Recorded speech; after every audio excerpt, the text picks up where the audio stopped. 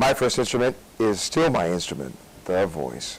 My father was a church musician, and he led the church choirs and played the pipe organ, and it was all straight music.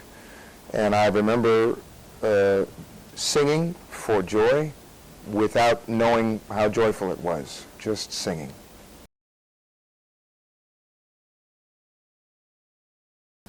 Since my father was a professional, then I overheard a lot of classes. I never really went to conservatory or anything like that. In fact, I got a degree in history for undergraduate, and then I'm this close to a master's in the philosophy of religion. But I was always in music as an avocation, and I was fortunate in that regard to have opportunities throughout my growing up to take part and to be in it and to learn along the way. Well, there was a great choral conductor at my undergraduate school, Gustavus Adolphus College, and we did quite a lot of difficult music there. His name was Carl Erickson. But then there was another Carl who was my first real jazz mentor, and that was Carl Johnson, who was a great stride swinging piano player in Chicago. And he told me about all back in the day and working in joints. And I used to work this place, Milt Trenier's, the last of the Trenier brothers. And he had his own place in the Loop in Chicago, and I worked there for tips on Tuesday nights for a couple of years.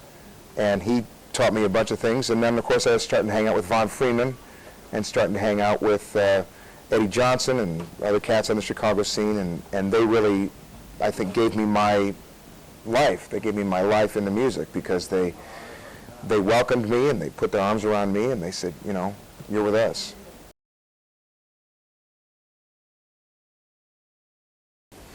Yeah, it was a Mills Brothers record.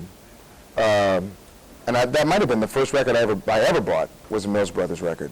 They used to have these, what they called Music of Your Life stations.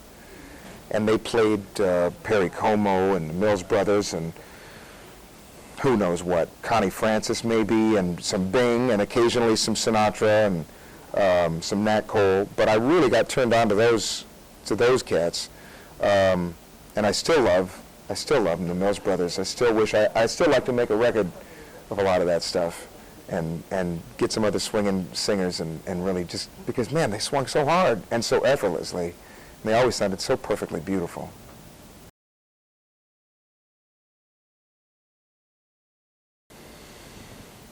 Oh, wow.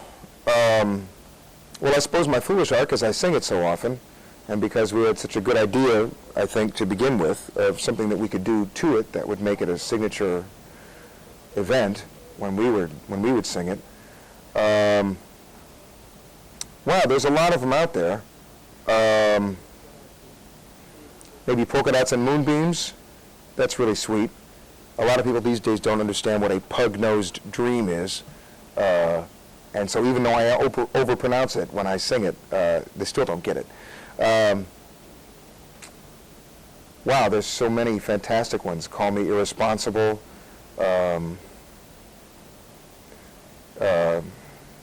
Easy Living. Man, Body and Soul. There's a lot of them out there.